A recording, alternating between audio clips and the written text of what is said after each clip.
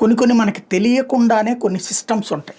For example working women అంటే ఉద్యోగాలు చేసుకునే ఉమెన్ లేదా పని చేసుకునేటటువంటి మహిళలు పట్టణ ప్రాంతాలకు వెళ్ళినప్పుడు అక్కడ హాస్టళ్లలో భద్రత ఉండదు, లేదా వేరే అద్దెలకి తీసుకున్నప్పుడు భద్రత ఉండదు, ప్లస్ ఖర్చు ఎక్కువ అనుకుని వాళ్ళు ఆ వృత్తి నుంచి లేదా ఆ ఉద్యోగం నుంచి ఆ వ్యాపారం నుంచి దూరం అవుతారన్న ఉద్దేశంతో అలా పట్టణాలకి వలస వచ్చినటువంటి వాళ్ళ కోసం ప్రత్యేకించి స్వయం ఉపాధి పొందుతూ లేదా ఉపాధి అవకాశాలు పొందుతూ అక్కడ ఆర్జిస్తున్నటువంటి మహిళల కోసం అని చెప్పేసి ప్రత్యేక హాస్టల్ని గతంలో వాజ్పేయి టైంలో స్టార్ట్ చేశారు. తర్వాత కాంగ్రెస్ కంటిన్యూ చేసిన తర్వాత భారతీయ జనతా పార్టీ ప్రభుత్వం ఇప్పుడు కొనసాగిస్తుంది. ఇది చాలామంది మహిళలకి తెలియదు.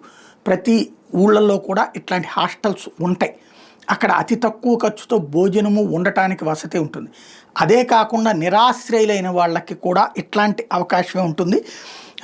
నిరాశ్రయులే కాదు, నిరాశ్రయులకు ఉండేటటువంటి సిస్టమే కాకుండా పని చేసుకునేటటువంటి వాళ్ళకు కూడా జాతీయ పట్టణ జీవనోపాధుల పథకం, అంటే పల్లె ప్రాంతాల నుంచి వలసొచ్చి సిటీలలో ఉంటుంటారు కదా పని చేయడానికి, అలా వచ్చినటువంటి వాళ్ళ కోసం ఈ పథకం కింద ఒక్క విజయవాడ మున్సిపల్ కార్పొరేషన్లోనే 4 చోట్ల గెస్ట్ హౌసెస్ ఉన్నాయి.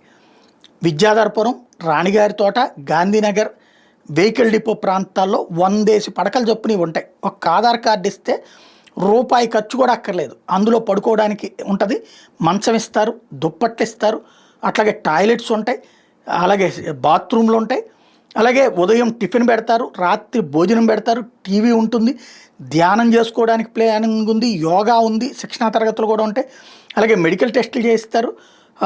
కాకపోతే రోజుల తరబడి అక్కడ ఉండటానికి వీలేదు. ఉద్యోగం దొరకడం కోసం ఉపాధి కోసం ఊళ్ళకు వచ్చినప్పుడు ఆ వచ్చిన తొలినాళ్లలో అక్కడ ఉండటానికి ఈ విధమైనటువంటి వస్తు ఉంటుంది. ఇది చాలామందికి తెలియనటువంటి అంశం.